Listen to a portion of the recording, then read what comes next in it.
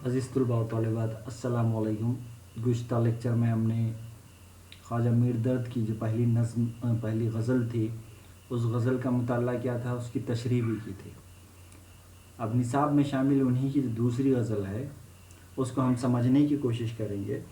जैसा कि हम सब लोग जानते हैं कि ख्वाजा मीर दर्द एक सूफ़ी बुज़ुर्ग शायर हैं, और इनकी शायरी में हम देखते हैं कि इन्होंने हमेशा से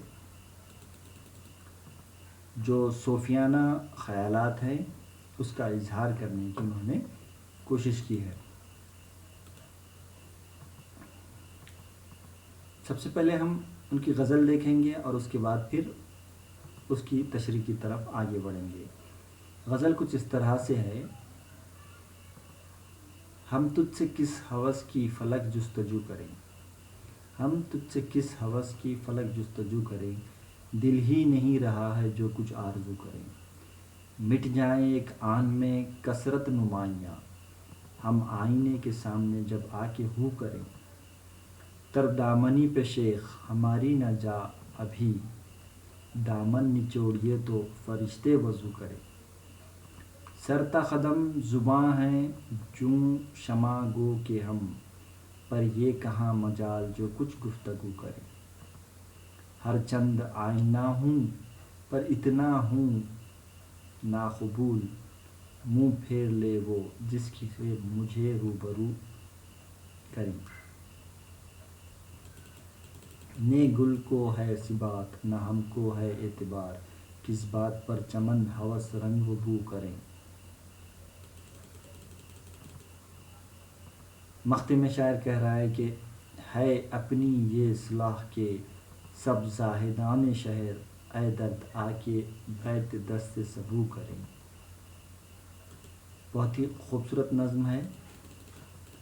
इस नज़्म में ख्वाजा मीर दर्द ने जिन ख़यालात का ज़िक्र किया है उनसे ये बात वाज़ेह हो जाती है कि ख्वाजा मीर दर्द ख़ुद एक सूफ़ी बुज़ुर्ग थे। इसमें एक दो मुश्किल अल्फाज इस गज़ल में जो आए हुए हैं, जैसा कि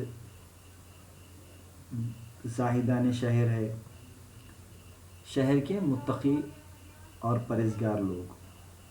दूसरा एक है सबू, सबू के माने हैं घड़े, मटका या ठिलिया जिसको कहा जाता है उसके। देखिए पहले शेर में ख्वाजा मीर दर्द ने किस अंदाज से हम तुझसे किस हवस की फ़लक जुस्तजू करें, दिल ही नहीं रहा जो कुछ आरज़ू करें। इब्तिदाई ही से वो किस ढंग से बात करते दिखाई दे रहे हैं। वो आसमान से मुखातिब होकर कह रहे हैं, शायर आसमान से मुखातिब होकर कह रहा है कि हम तुझसे किस बात की जुस्तजू करें, हम तुझसे किस बात की जुस्तजू करें, यानी कि कोई भी बात की हम तुझसे कैसे जुस्तजू करें। और आगे कह रहा है कि शायद इसकी वजह क्या है कि हमारे पास कोई जुस्तजू बाकी नहीं है, या कोई चाहत या कोई आरज़ू बाकी नहीं है। उसकी वजह शायद बता रहा है कि हमारा दिल नहीं रहा, जो हमारा दिल था वो हमारा नहीं है। अब जब दिल ही नहीं रहा तो उसमें कहाँ आरज़ुएँ और कहाँ तमन्नाएँ हमको पैदा होंगी या हमारे अंदर दिखाई देंगी। इसलिए अब हमारे पास किसी किस्म की कोई हवस नहीं है और ना ही कोई जुस्तजू है। अगले शेर में शायर कह रहा है कि मिट जाएं एक आन में कसरत नुमाइयाँ, हम आईने के सामने जब आके हू करें।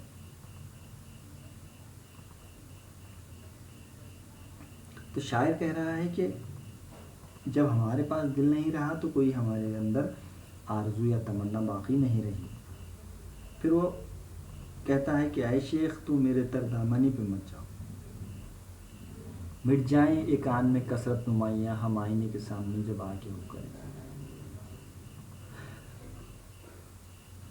कसरत नुमाइयाँ मिट जाती हैं कब? जब हम आईने के सामने खड़े होकर हू करने लगते हैं। हू करना यानी कि अपने आप का एहतिसाब लेना, या फिर अपने आप के बारे में सोचना, फिक्र करना। تو جب ہم وہ کرنے لگتے ہیں تو کیا ہوتا ہے کہ یہ جو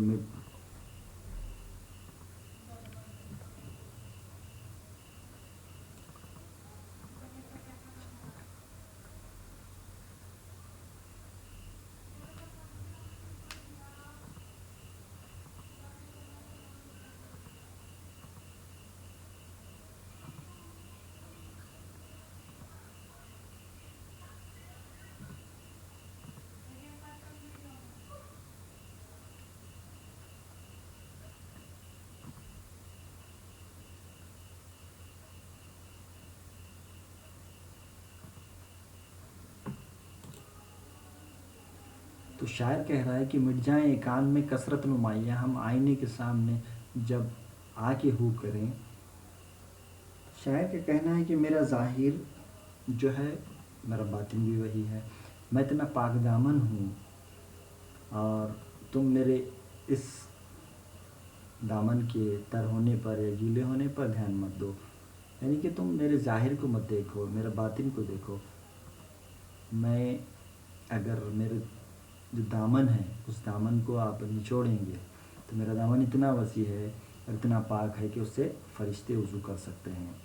شاعر اگلے شعر میں کہہ رہا ہے کہ سرتا قدم زباں ہیں جوں شمع گو کہ ہم، پر یہ کہاں مجال جو کچھ گفتگو کریں. شاعر خود کے بارے میں کہہ رہا ہے کہ سرتا قدم زبان ہے جو شمع گو کہ ہم. میں سرتا قدم ایک زبان ہوں، یعنی کہ میں اپنی زبان سے بہت ساری باتیں کہتا ہوں. جو شمع گو کہ ہم، پر یہ کہاں مجال جو کچھ گفتگو کریں. اس کے باوجود بھی زبان پہ عبور ہے، سب کچھ ہے، لیکن اس کے باوجود بھی میری مجال نہیں ہے کہ میں کچھ گفتگو کروں یا کچھ بیان کروں. تو شاعر کا کہنا ہے کہ یہ تمہارا جو ظاہر ہے وہ ایک دم مٹ سکتا ہے. اگر آئینے کے سامنے تم آ جاؤ گے تو ایک ہنگامہ ہو جائے گا. سر سے پیر تک شمع، میں شمع گو ہوں پر یہ مجال نہیں کہ میں کچھ گفتگو کر سکوں. پھر آگے شاعر کہہ رہا ہے کہ ہر چند آئینہ ہوں پر اتنا ہوں ناقبول. آئینے کی فطرت کیا ہوتی ہے؟ آئینے کی جو فطرت ہوتی ہے، ہر چند آئینہ ہوں پر اتنا ہوں ناقبول، منہ پھیر لے وہ جس کے مجھے روبرو کرے. ہم اگر کسی کے سامنے دنیا کے ایک ایسے موضوع پر یہاں پہ ہم دیکھتے ہیں کہ خواجہ میر درد نے اپنا خیال پیش کیا کہ ہر چند آئینہ ہوں پر اتنا ہوں ناقبول. میں آئینہ ہوں، میں آئینہ ہوں. آئینہ ہوں کیوں کہہ رہے ہیں وہ خود کو؟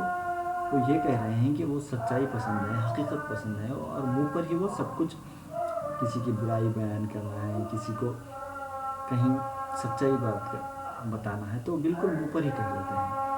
منہ پھیر لیں وہ جس کے مجھے روبرو کرے. تو جو کوئی بھی ان کے روبرو آتا ہے یا پھر کوئی اگر ان کے سامنے آ جائے، کسی کو بھیج دیا جائے تو وہ ان سے بات نہیں کر سکتا. وہ انہیں ناقبول کر لیتا ہے. انہیں ناقبول کرنا یعنی کہ ان کی جو فطرت ہے سچائی بیان کرنے کی یا جو آئینہ ہے وہ دکھانے کی. اب آئینہ دکھانے سے مراد ہم یوں لے سکتے ہیں کہ جو غلطیاں ہیں، جو کوتاہیاں ہیں، اس کو وہ فوراً بیشتر بتا دیتے ہیں. اور یہی بات آج ہم دیکھتے ہیں کہ اتنی عام ہو گئی ہے کہ ہم اگر کسی کو سچائی کہتے ہیں تو اسے بہت برا لگتا ہے، وہ ہم سے خفا ہو جاتا ہے، دوبارہ ہم سے بات بھی نہیں کرتا. تو اس شعر میں یہی بات کو انہوں نے پیش کیا ہے. اگلے شعر میں کہہ رہے ہیں کہ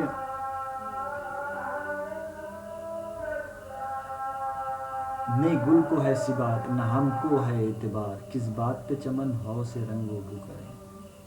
تو شاعر کہہ رہا ہے کہ زندگی میں اس قسم کی باتیں تو آتے رہتی ہیں. لوگ اس گفتگو کرنے سے کتراتے ہیں، اس کے روبرو آنے سے کتراتے ہیں. جو لوگ سچے ہوتے ہیں، ایماندار ہوتے ہیں، ان سے کوئی اچھے ڈھنگ سے پیش نہیں آتا.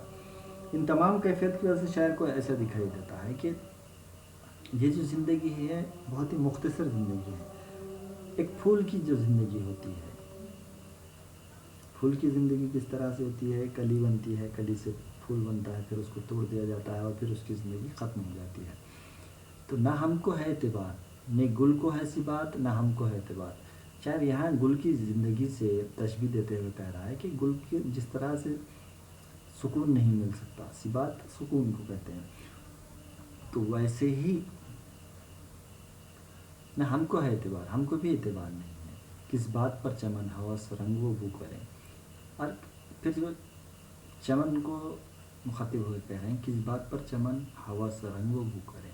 جب ہماری زندگی اتنی مختصر ہے تو ہم کیوں دنیا کے پیچھے بھاگیں اور دنیا میں ہوس بھی کریں، آرزویں بھی رکھیں، تمنائیں بھی رکھیں؟ یہ ٹھیک نہیں ہے۔ ایسا خیال یہاں پہ خواجہ مرداد نے پیش کیا ہے۔